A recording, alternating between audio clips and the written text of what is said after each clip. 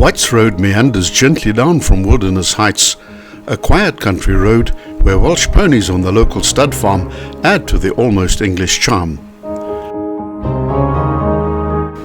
This lovely drive is also popular with cyclists, birders and walkers. To descend White's Road as we have filmed it, there are two approaches from the north.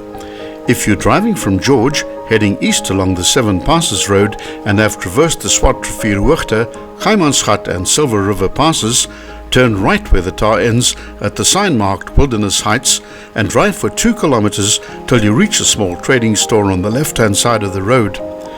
Here there's a fork, with the left-hand option being a gravel road. Take this fork, this is the northern starting point of White's Road.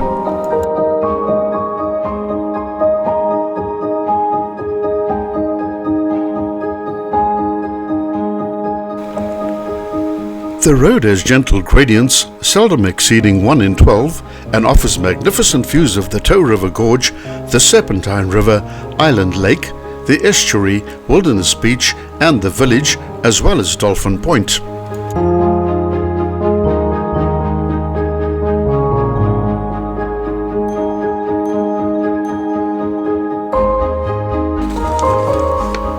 The road is peppered with corners, many of which are quite sharp, but if you comply with the speed limit, all will be well. Please note that there's a height restriction halfway along the pass, so don't go and drive this road in a high-roof camper van, bus or truck. The lower 2 kilometers closer to the village is tarred, but the quality of the tarring is uneven and bumpy to the point that you'll probably find the gravel a bit more pleasant to drive on.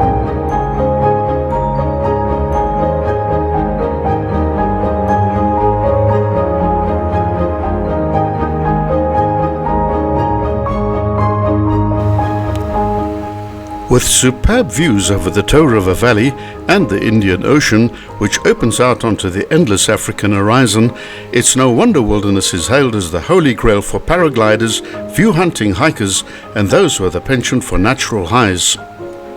Adventure sports in the area include canoeing, cycling, abseiling, kloofing, and horse riding. The area is, thanks to the famously colourful Naluri, a birdwatcher's paradise.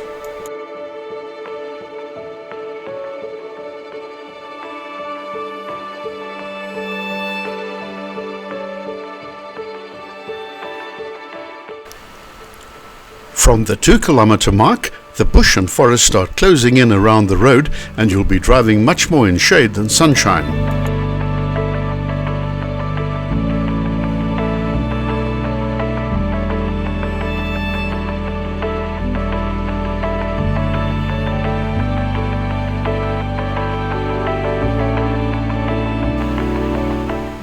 In approximately 1909, White's Road was commissioned and funded by Ernst Montague White, a businessman, philanthropist, and the son of Henry Fancourt White, who was the surveyor and road inspector for the Montague Pass between Gorge and Oudtshoorn.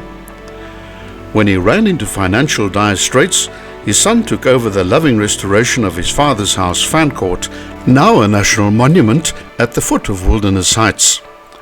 Tragically, he and his sister died suddenly after a meal of poisonous mushrooms in 1916.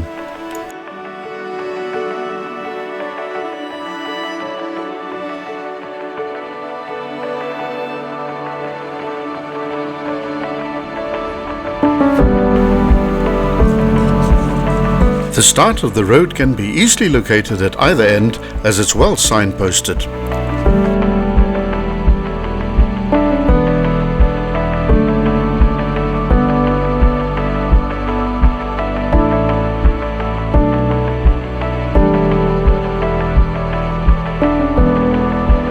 The gradients are very gentle and a far more comfortable drive, walk or cycle than the original Wilderness Heights Road, which is a straight climb up to the plateau with little consideration for weary legs and small engines.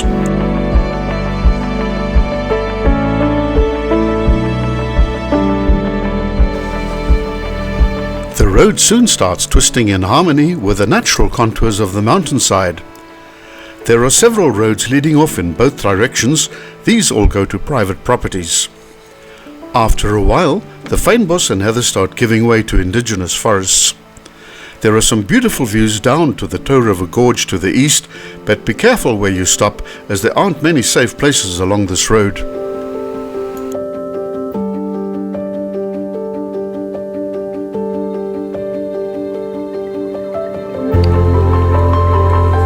The road starts curving to the south as it persistently but gently continues to descend. The views start to change, and soon the lakes to the east appear, along with the attractive Serpentine River, which is a tributary of the Touw River. The beautiful beaches of Wilderness paint a lovely contrast to the dark waters of the lakes. Do watch out for walkers and cyclists who frequent this road, especially early in the morning. There's beautiful birdsong all along the route.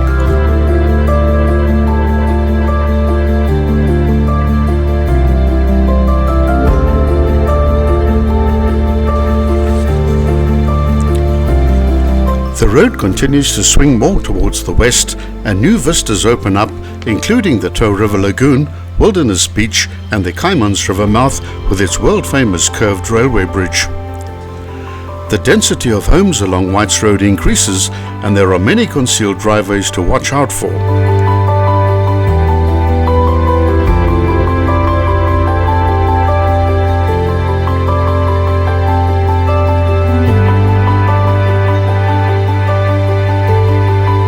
If the wind is from the southeast, you will be likely to find the sky above the N2 at Dolphin Point massed with a colourful display of up to 40 paragliders.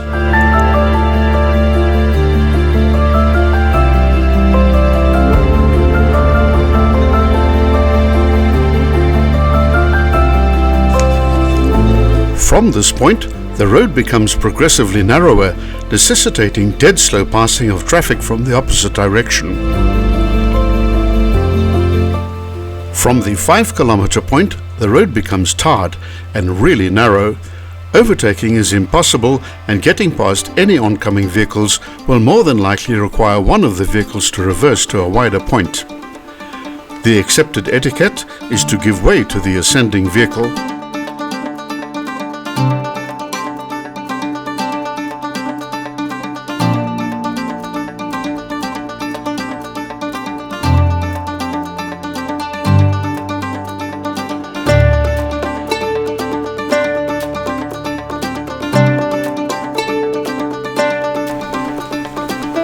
The road now drops steadily and reaches its steepest point over the last 500 meters, where it ends near the village center.